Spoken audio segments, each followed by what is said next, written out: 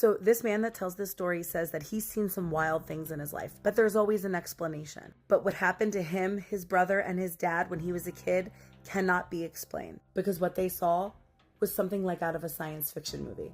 He didn't want to give his exact location away, but he said that his family had just moved into this old house southwest of Houston, Texas. Their house was on the edge of town, and they had a huge backyard. There was a 6-foot-tall wooden privacy fence that divided them and the neighbors on the one side, and then a 4.5-foot-tall chain link fence that ran along the 3 other sides of the property. He and his brother shared a bedroom that was an old converted sunroom on the back of the house that looked out onto the backyard. It had floor-to-ceiling windows all along that back wall looking out into the backyard. There wasn't many options for where to put the bed since it was a converted sunroom, so his head of his bed was against the walls facing the backyard, and his brother's bed was directly the opposite with his headboard on the other wall facing him. So when the brother's on his bed, he's looking out, he can see the backyard. He said one night they stayed up late and they were sitting on their beds just talking about random things, and all of a sudden his brother got really quiet to the point where he thought his brother had fallen asleep. But then he hears his brother whisper in a shaky voice, but he couldn't make out what he said. So he's like, "What?" And his brother tries to speak again, and he's like, "What? Speak up, I can't hear you." And his brother forced out a whisper, "Don't move and be quiet."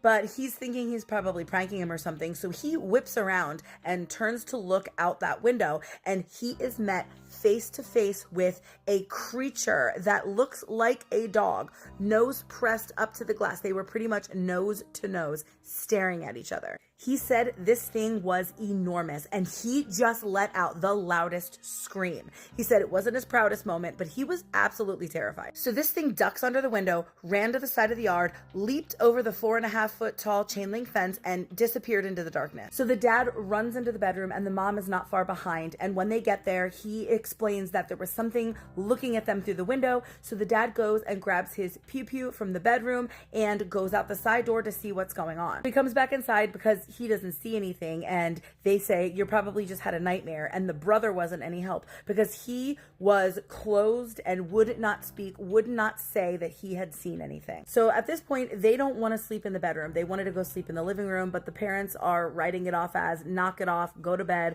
So as they are forced to be in their bedroom with the floor to ceiling windows, they are laying there rattled, just terrified. They are both sharing the brother's bed at this point because they are just so scared, and their backs are to the other wall, so they are facing out and they have a clear shot of the backyard. They said after a while, this creature approached the property again. It was so huge that its shoulder blades were the same height as the 4.5-foot tall chain link fence. It sniffs up along the property line and then effortlessly just hops over and is now in the backyard.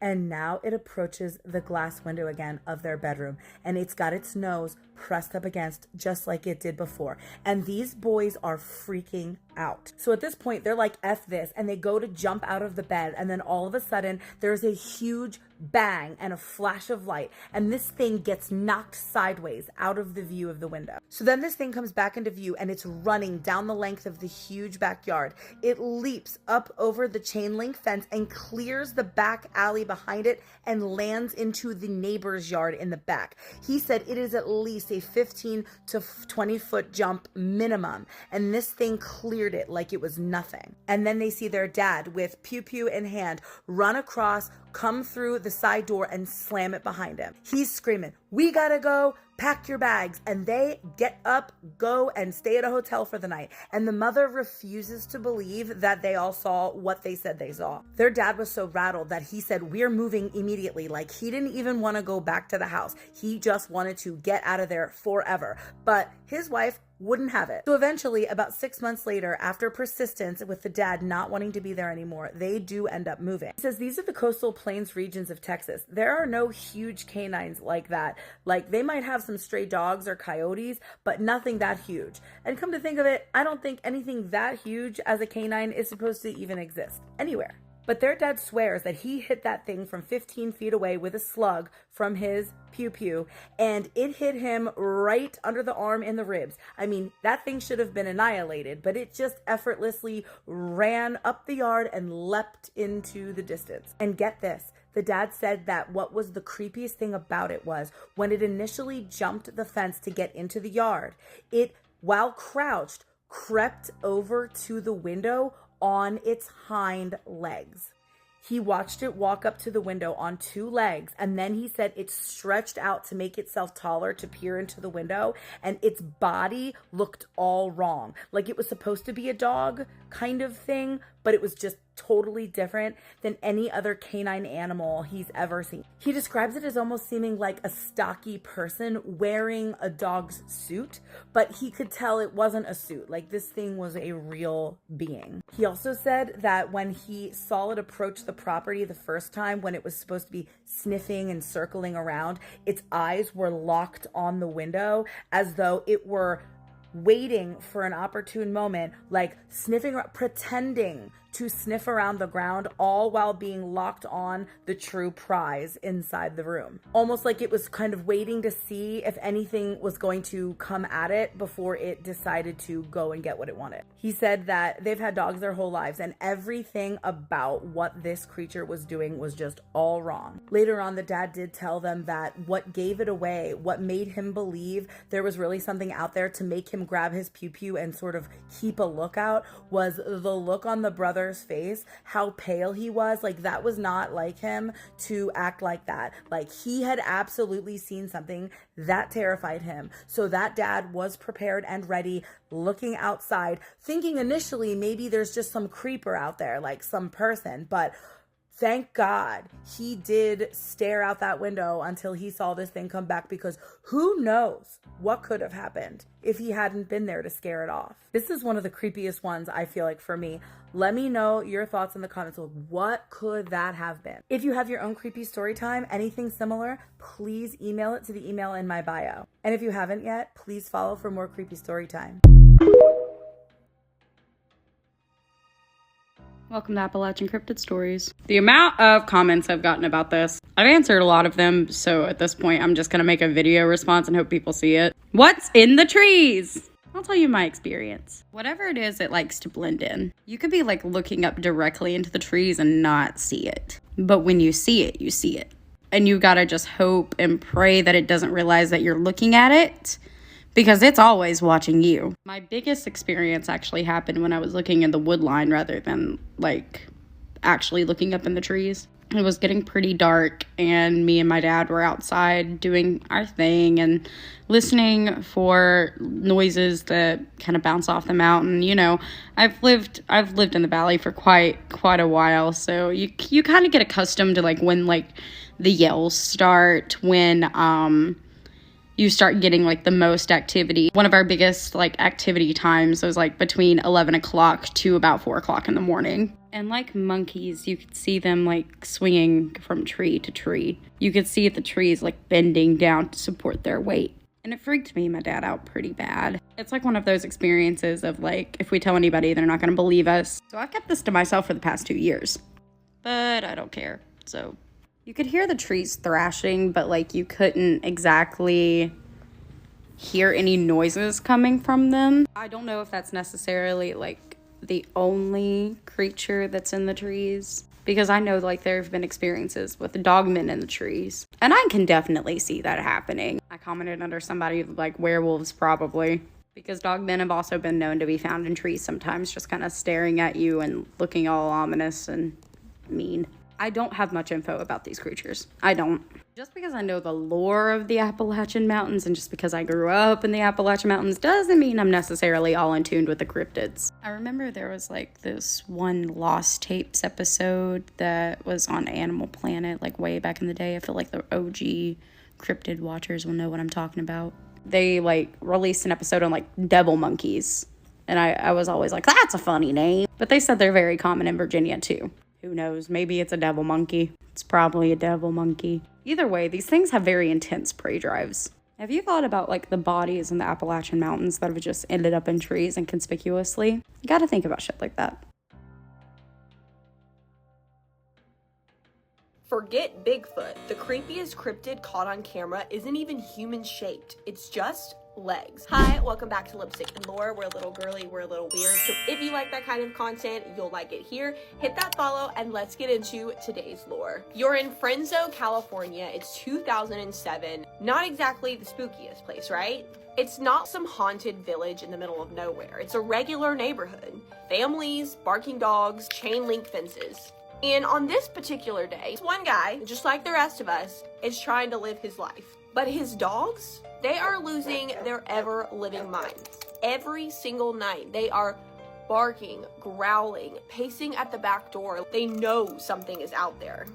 If this were me, night one, I would be concerned. But apparently this guy just ignored it for a while. So finally, he's like, let's catch whatever raccoon or coyote is stressing them out. So he decides to set up a security camera, and then he goes to bed, expecting the next morning to check it and maybe see a stray dog or a raccoon, some sort of rodent that's just been hanging out in his yard. But when he presses play, it is not any of those. Oh, no, it's not.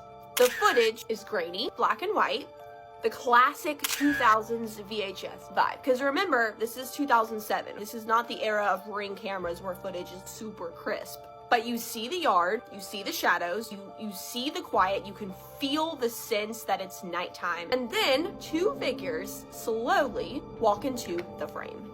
Now, these things, they don't look like people. They don't look like animals. They don't even look like they should exist, period.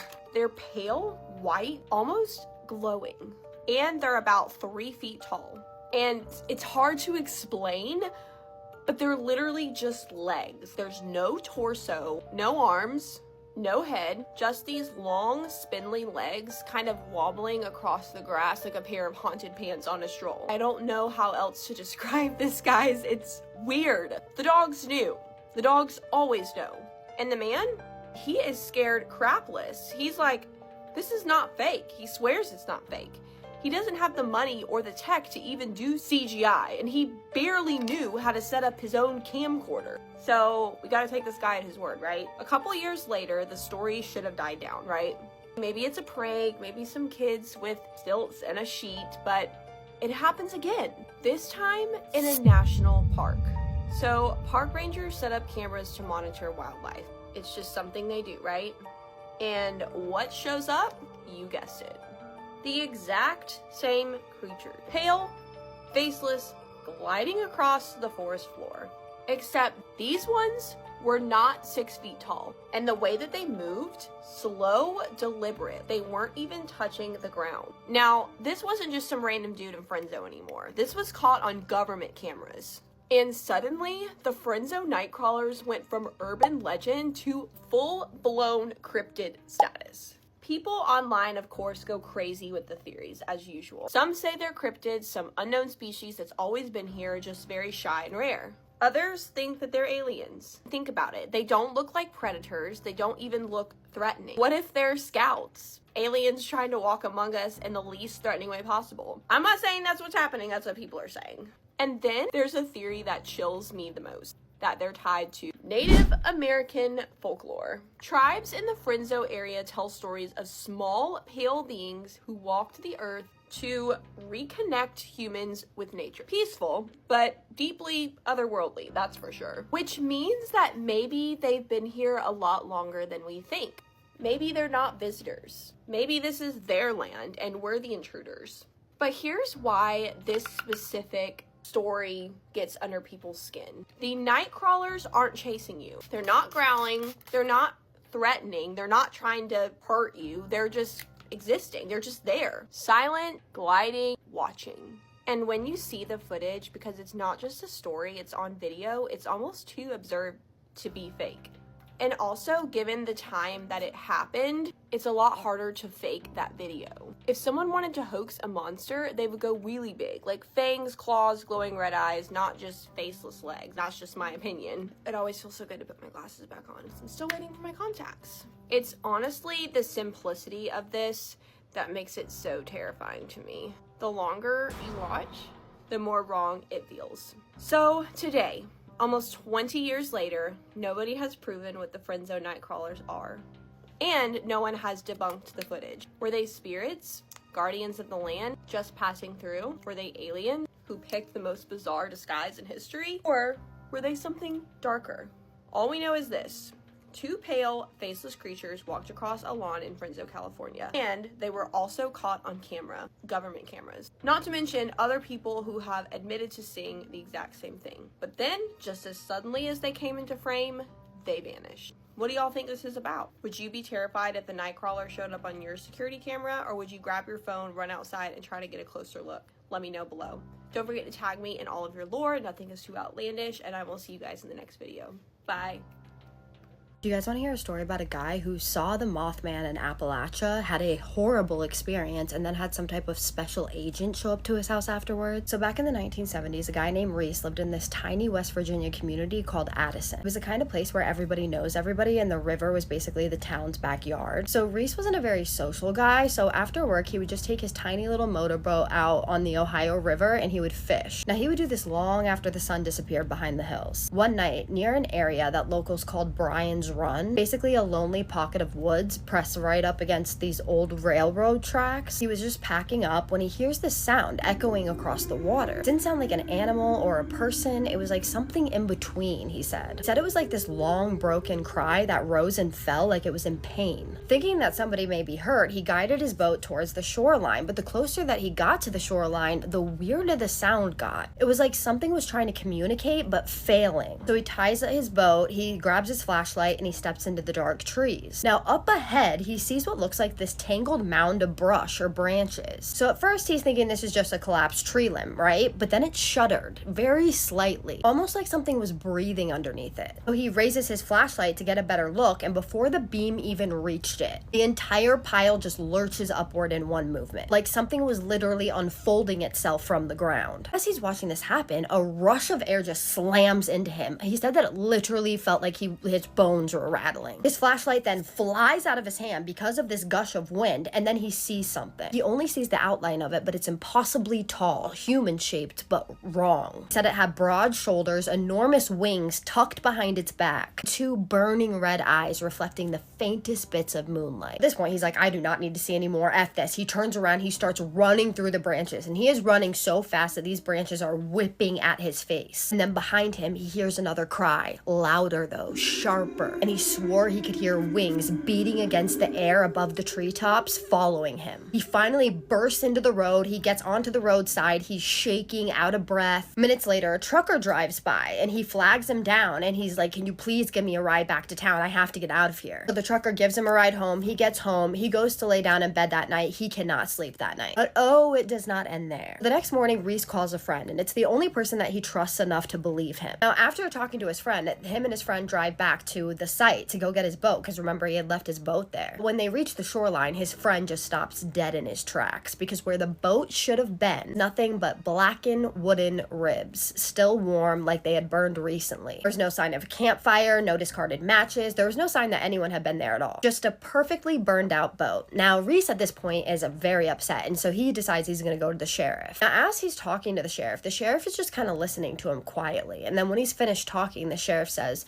don't worry, we'll look into it. But Reese said that the calmness in his voice was just wrong, like almost like he had already known more than he should. So Reese is like, okay, whatever. So he goes home and he sees his wife, and his wife looks a little rattled, and he's like, what's going on? And she says, a man came by looking for you. She described him in a black suit, black hat, dark sunglasses in the middle of rural West Virginia. No name, no reason for being there. He only wanted to know where Reese was. Now, Reese and his wife were like, we're not waiting for answers. They pack up their bags and they leave town that very night. No goodbyes, no explanation. Years later, Reese finally told the full story to one of his friends, and he said that he had no doubt in his mind that this creature was the Mothman. And he believes that the man who came afterward wasn't human either. The boat, no animal burns a boat into clean ashes. Something or someone wanted to erase what Reese saw. So what did you guys think about this story? Number one, I do have to credit the original poster. It came from Addison, West Virginia, Mothman encounter, and it was shared publicly online. I'm not sure exactly where. It was like spooky Appalachia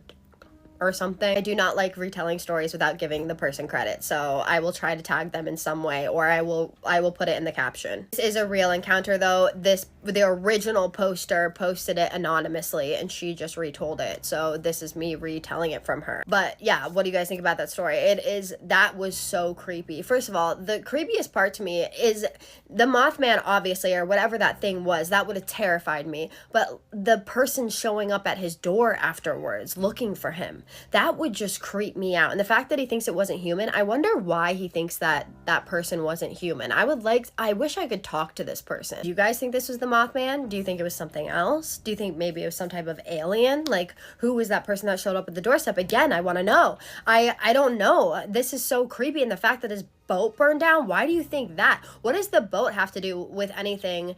They said so that everything that he saw could be erased, but the boat doesn't have eyes. The boat didn't see anything. It was him. And people obviously fish on that lake or that river or whatever it was, so I don't understand why the boat got burned down. So if someone could please help me understand that, but drop it in the comments.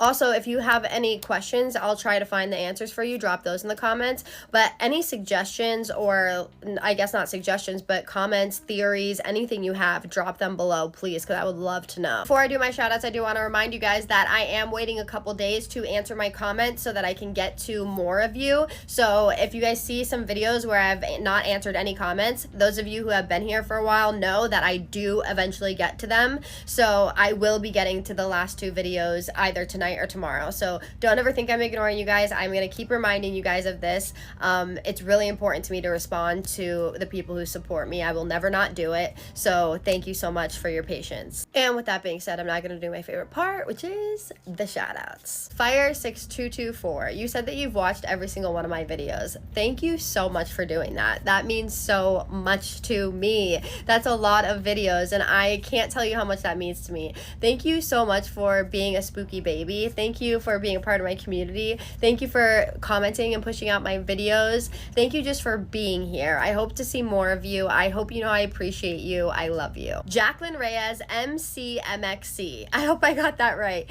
Thank you so much for your comment. You are so sweet. What a girl's girl. That was so nice of you. I really appreciate you so much. Thank you so much for commenting and pushing my videos out. Thank you so much for being a part of my community and being a girl's girl and being kind. My freaking screen keeps going black. I hope you know that I love that you are here. Thank you for being a spooky baby, and I just wanted to show my appreciation to you and tell you that you are the best, and I love you, girl. And with that being said, my name is Kajsa, and I tell true scary stories on here every single night that you guys either submit to me or recommend to me. So if you're into that, hit that follow button, and I just need you to do 3 things for me. And what are those? Keep sending me your scary stories and recommendations. Have a safe night. And what's the third one? Say it with me. Have a spooky night. Love you guys so much, my spooky babies. See you in the next one. Spooky kisses and haunted hugs.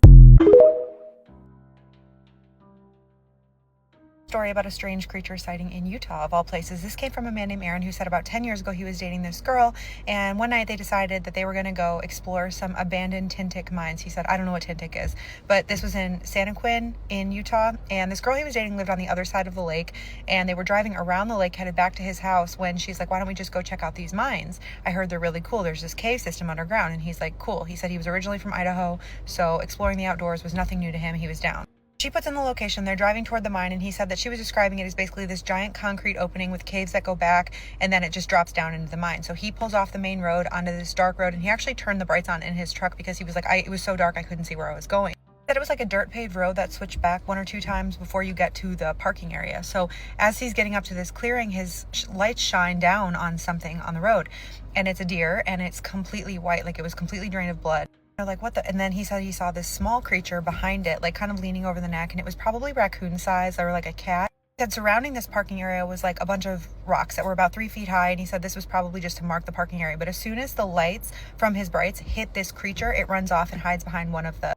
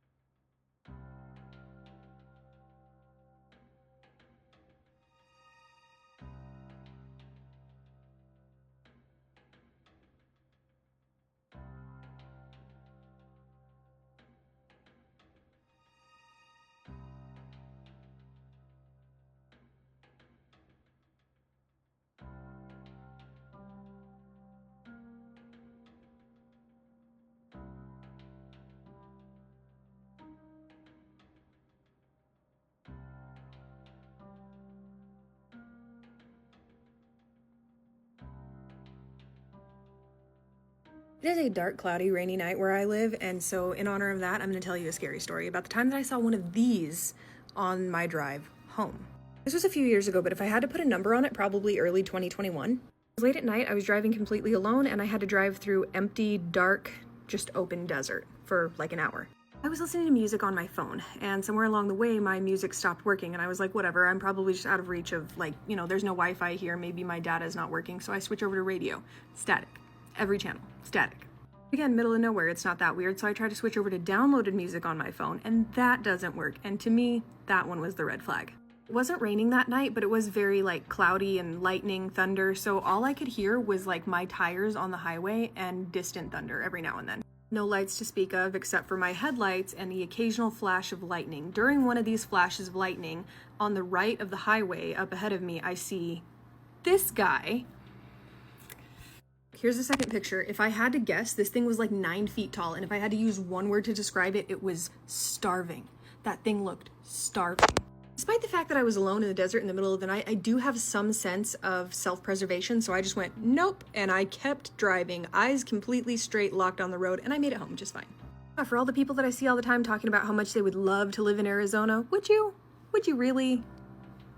A DM from somebody from Appalachia, and they said that they are a firm believer in there are things in this world that exist that we simply do not know about. They told me that they are specifically from Tennessee, where Tennessee, Kentucky, and Virginia all meet. They told me that one day they and a group of friends were out fishing at a spot where they always fish, and they saw something that they just simply cannot explain. They also told me it's not something that they ever talk about because everyone is going to think that they're crazy. So on this specific day, they and a group of friends are at this fishing spot where they've been many times before. They told me that what they really enjoy doing when they're fishing is just kind of cooking over an open fire. So they're sitting there and they are cooking over this open fire, and they hear some rustling on the ridge kind of like in front of them. At first they're just like, oh, it's just goats or something from a farm. The next thing they know, they say that they hear something that sounds like running and then this splash. When they hear this splash, it directs their attention to that portion of the creek where the splash had come from. They told me that what they saw when they looked in that creek terrified them. The creature was standing in the deepest part of the creek, but the water only came up to about its knees. They told me they are 5'2". This thing was well over their height. It was completely white and covered in fur. Immediately as they are seeing this, they alert their friends to what they are looking at. And at first, after they alert their friends are like, yeah, right, whatever, you're just messing with us. But they become more and more insistent because they said that every time they would look at their friends to let them know what was going on and look back at this thing in the creek, it was getting closer and closer. And the closer that it got, they said that it made them feel physically ill. Their friends are still not taking them seriously, and they are finally like, you know what, whatever. I'm gonna wait in the truck because I'm done. Finally, as they are booking it to the truck and their friends realize that they actually are terrified, they look in the creek. They all see exactly the same thing. They are trying to get out of there as fast as they can, but this thing is just getting closer and closer and closer to them. They book it to the truck as quickly as possible. They all pile in and they take off. As they are driving away, they say that this thing chased them for a good while. They're just looking behind them. This thing is booking it. It is trying to catch up to them. Fortunately, they are driving fast enough. They do get away. Make it to the entrance of the place where they were fishing, and there is this gate. The second that they pass the gate, they have a flat tire. The person who sent me the story told me, like the person who initially saw this creature told me that they told their friends, like, I'm staying in the truck. Good luck to y'all. I am not getting out to fix that. No way, no how. But they do end up fixing the flat tire and they get the heck out of there. They told me that to this day, they have only ever heard of one other person seeing this creature. They said that they are sure that there are more, but it's just not something that you talk about. During our conversation, I did ask, like, can you like describe the creature more? Was it like fuzzy furry? Was it like just skin and a little bit of hair? They told me that what they can say is that what it felt like they were looking at that day was Bigfoot, but white. Whenever I think about Appalachia, and if I'm saying that wrong, you can correct me. You will not hurt my feelings. Please correct me so I do it right from now on. But I think that those mountains hold something that we do not understand. The fact that they are older than Saturn's rings, come on, that's wild. And the amount of stories that I have that come in from Appalachia. My folks from Appalachia, what do you think this person saw? Is this a creature that you know about? Have you seen it? Do you have any weird, creepy experiences in Appalachia? Drop it in the comments or send me a DM or an email. I would love to hear your story. Thank you so much, and I hope that everyone has a wonderful day.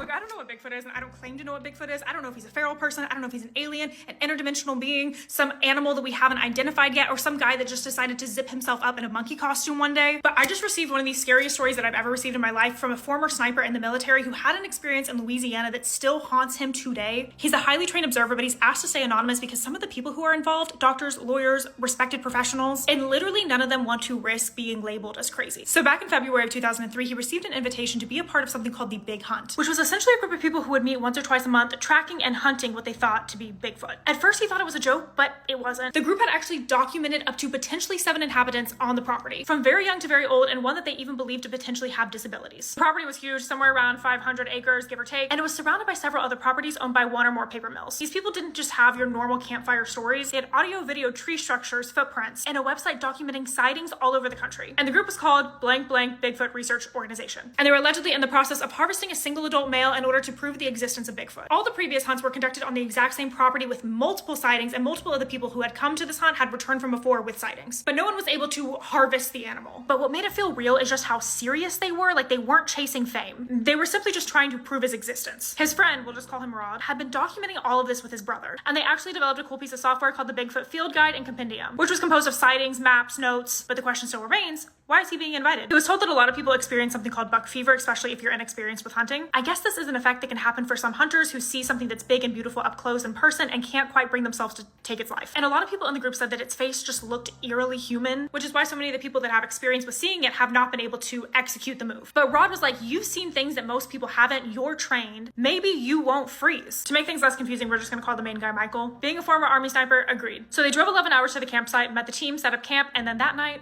everything changed. This group was very, very organized. They had protocols, assignments, radios, and even a command post. And that first night, some of the people that he would consider to be regulars were stationed around the property. Some of them heard something, and one of them even ended up claiming a sighting. He also wasn't able to engage the target. Temperatures that night dropped to the teens, and everyone bunked in, just trying to stay warm. Whenever they got up the next morning and explored the property, they found old footprints and handprints in the mud. And something that Michael had never seen in his life, saplings bent into perfect arches, with the tops jammed into the ground. That afternoon, he was showed to his post for that night. A deer carcass had been placed on a dirt trail beneath a 40-foot pine. They cleared the limbs and set up a tree stand for him to nest in, and Rod was placed in a nearby grove 200 yards away. Night fell pretty quickly, and then it started. Michael was positioned above the bait site, and everything was completely quiet until he started to hear heavy footsteps. Not just near him, but all around. He radioed Rod, and Rod immediately was like, yeah, I see eye shine, and it looks like something is peeking from behind the trees. Then he looked down and noticed something completely strange. The deer carcass that was underneath him had shifted, but just slightly. He trained his scope in to focus on it, and that is whenever he saw a massive hand, easily the size of a dinner plate, reaching out from the underbrush and grabbing the deer by the snout. It would pull it a few inches, let it go, and then it would do it again. 3 times, Michael watched that arm stretch out and then retreat. And from his view, he could see that the creature was huge, covered in thick dark fur, and also muscular. Rod whispered to him over the radio, if you see it again, don't hesitate. So he waited, and whenever the arm returned, he was able to see more. A shoulder, a head, very broad and powerful, human-like, but also not. He aimed at center mass and fired. But before the echo even faded, Michael heard a growl from behind him. Something that was deep, something that was loud, and not what he had just hit. Something else, so he spun around. He couldn't see it, but he heard footsteps retreating quickly. The radio lit up and everyone was shouting, who took the shot? And Michael whispered back, target down. But when everyone was able to get there with floodlights, it was gone. The deer was still there, but the arm he'd seen vanished. No red liquid, no body. Michael insisted that he didn't miss. He couldn't have, especially at that range. He states, and I quote, the impact alone from a 308 at that location could have stopped a full-grown elephant. At that range, with that setup, it would have dropped anything. Then arguing started, accusations, doubting. Then someone from a distance shouted, hey, we found red liquid. And it appears some stomach contents too. They said that they could track it, but that they needed lanterns, which apparently you can see red liquid better under Coleman fuel light.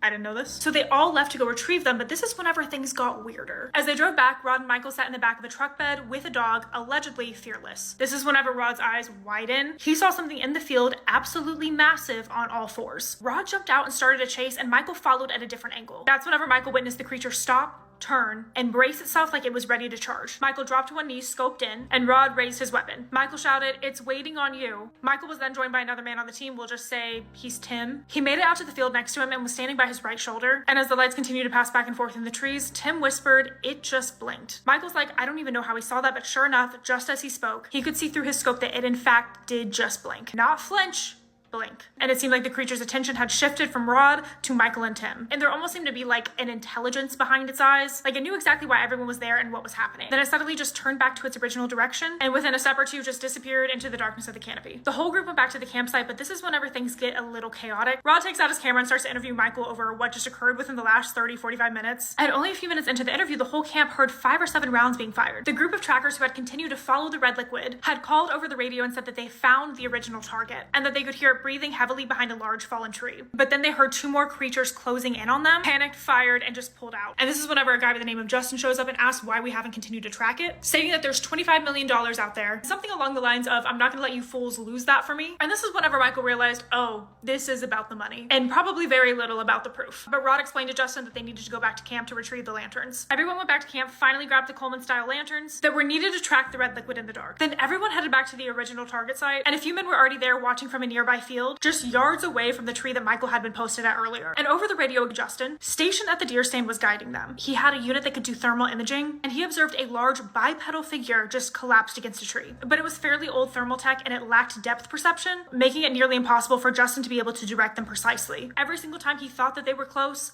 they weren't. And eventually the batteries ended up dying, the images vanished. Earlier that day it was 70 degrees, but the temps plunged to like 10 degrees that night, so everyone split up and built small campfires, and several people throughout the night reported sticks being thrown at them or small rocks being thrown at them. A few people heard a few grunts or growls, but nothing major. It was as if everything just disappeared. And at sunrise, they searched for any fresh signs, red liquid, prints, anything, but came up completely empty, so Rob and Michael just packed up and headed home. And this is whenever Michael's direct involvement with this group ended, but not long after they left, a large amount of red liquid was found at the very tree where Justin had seen the figure collapse, and it was collected and sent for testing. He said that there is a lot more to the story, but this is all I have for now. I was driving around to get my coffee, right? And I'm driving by the White Mountains, which is literally like right over there.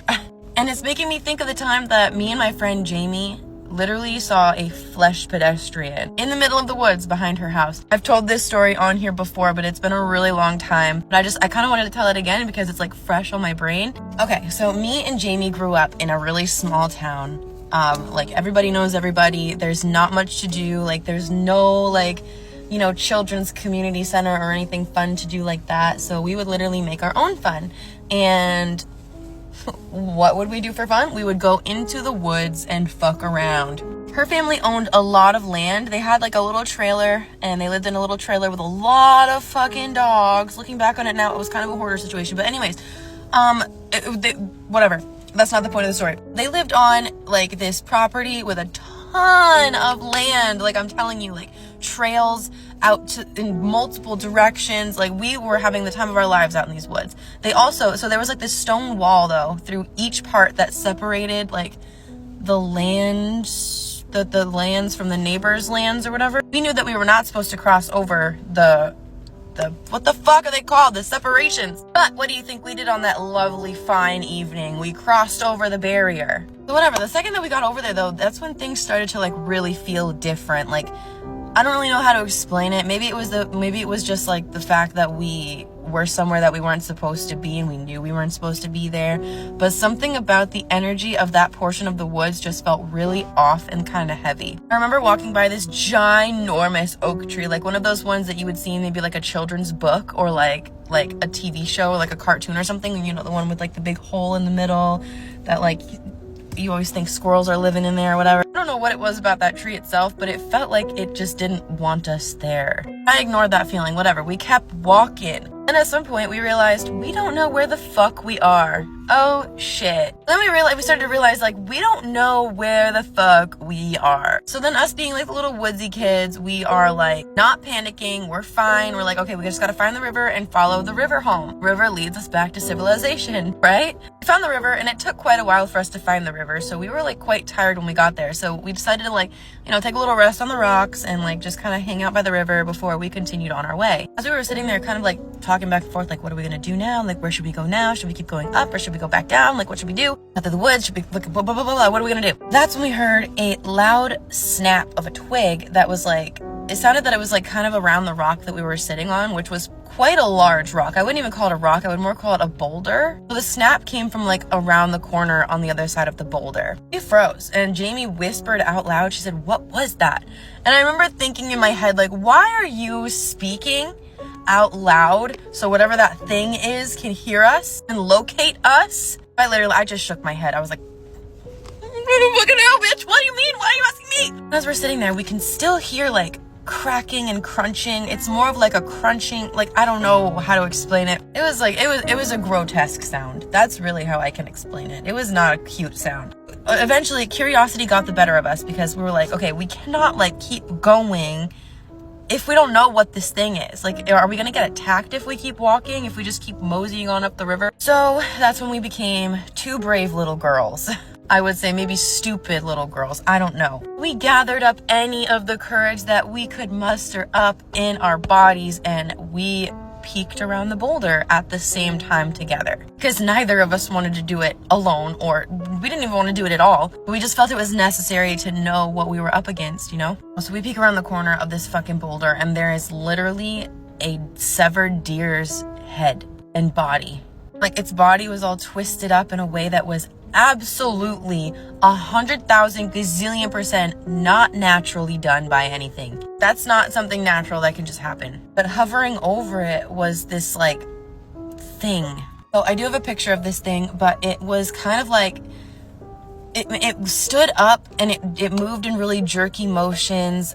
It was like gray, pale, humanoid, like the shape kind of a human, but you know that it's not. Forgot to mention though that by this point it was starting to get like late in the evening, so the sun was setting, so the visibility in the woods was going down dramatically, especially when you are in like a forest that is covered in thick trees, you know? We were in that portion of the wood. Yeah, okay, so this thing started moving when it noticed that we were there. Like, oh fuck no, it moved so, it was like, it stood up so fast and in a way that was like ah!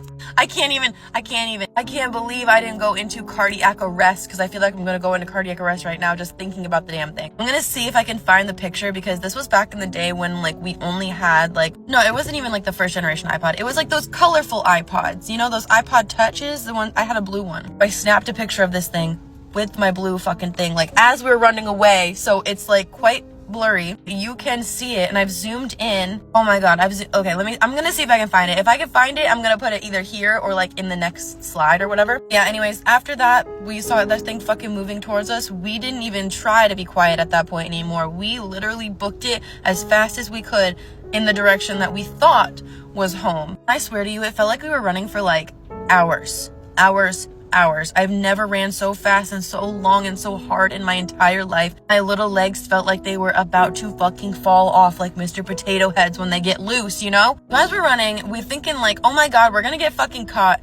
Jamie's dog, Pippi, comes running as fast as she can, like down towards us, barking, yipping, whatever. She was this little like hound dog beagle thing. She was the cutest fucking thing ever. But if she comes barreling down the fucking hill, so we know that we're going the right direction now. We just like let her run right past us. Oh my god. I remember being like, Pippi, no! Because like there was a fucking thing. I didn't know if it was still following us or whatever. Oh my gosh, I'm laughing about it now because I am quite traumatized of the deep woods after many of my experiences. Do I still go? Absolutely. Still better than anything man-made. The first time I told this story, I told it with a little bit more seriousness because I don't really know why. I feel like today I'm just kind of feeling a little bit, I don't know. I absolutely believe in all of these like cryptid legends and stuff. I don't think that they're legends. I think that the natives cursed the land that we stole from them, and we also, I don't know. I think that these things were also here before we stole the land from them. So that's a whole other video in itself, but that's my flesh pedestrian story. And yes, I will be referring to them as flesh pedestrians and not the actual term. Thank you.